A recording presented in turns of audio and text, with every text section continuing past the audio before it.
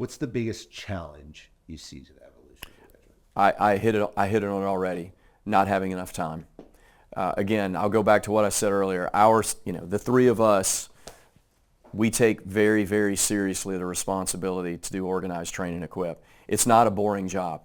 It is a sacred duty, and when you see the way the Army takes that responsibility, that I feel the same way.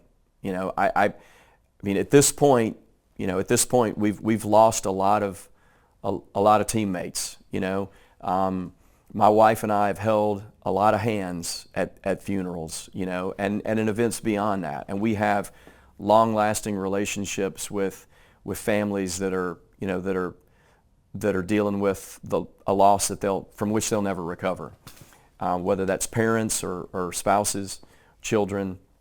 So we take that very, very seriously, and that is why I am laser focused for this next 15 months that I have in command to like I say, I'll say it again, to set in concrete an operational cycle that allows our team sergeants to get the training time they need. So here, just a little bit of backstory on that. We're a much younger formation than we were when you came in 2008.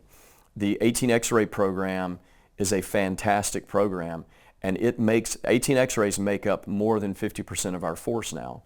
And that is a good thing. They are keeping us healthy. They are keeping us moving forward. They are super fit. They're super smart. They're super motivated.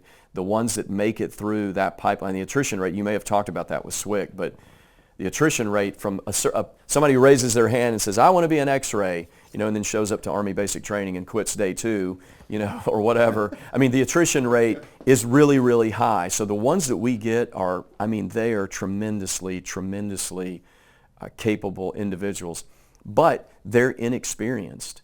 And having come from the war before, or the Army before the war, experience was no guarantor of being a good Green Beret necessarily, right? So that's not the argument. My point is, I owe them time.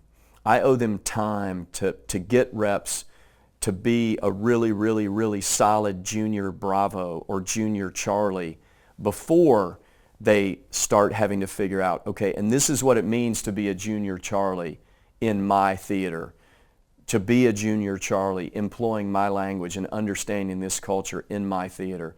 And oh, by the way, now layering on the different technologies and risks and challenges within my theater. They can't do that if they don't have time. That's my biggest concern, full stop. What's the biggest opportunity? It's the same one. Every challenge, every risk is an opportunity, every single one. And so I think we have an opportunity in the next 15 months to codify an operational schedule that is going to be transformational for our formation. We have never done this. We have never forced ourselves to stick to a 24-month operational cycle where you have a full 18-month workup to go to.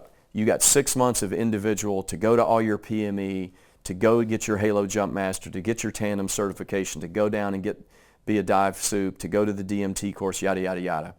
And then to go to, all the different, just Army PME, and then another 12 months of collective training where you are going to the range, where you're learning the new tech that, here, congratulations, we've just given you a new radio and a new computer and a new this and a new that, to learn all of that stuff, and then frankly, to hold ourselves to a standard, which is going to be a cultural shift where team sergeants have to say, hey, Ferguson, I got it.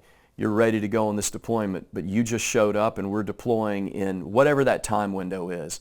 We draw a line, and if you show up after that date, okay, maybe you go to the B team or you go work at the SOTF, but you can't go to the ODA because we're not going to say that you're certified to go forward because you haven't gone through the workup with the team.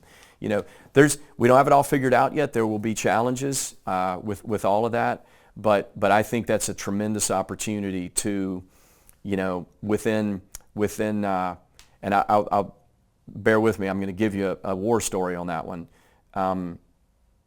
I think the first guys coming out of that cycle are going to say, wow. And I'll tell you, they will, because I lived through it. So in my other life out, down on the other side of post, when I was a squadron commander, we went to because we'd grown the organization to 4 squadrons, and we went to a longer cycle so that we had a full 12 months in between. And when we got through that 12 months, I mean, I had highly experienced folks that had been out in that formation for years they were like, wow, I have never felt more ready to go back on a deployment. Not like I'm sick of this, but more ready as in we've done this, and it allowed folks to train the way they had before the war started, and we were just churning and churning and churning. And we will see that same experience with ODAs when they start coming out of the backside of this new operational cycle.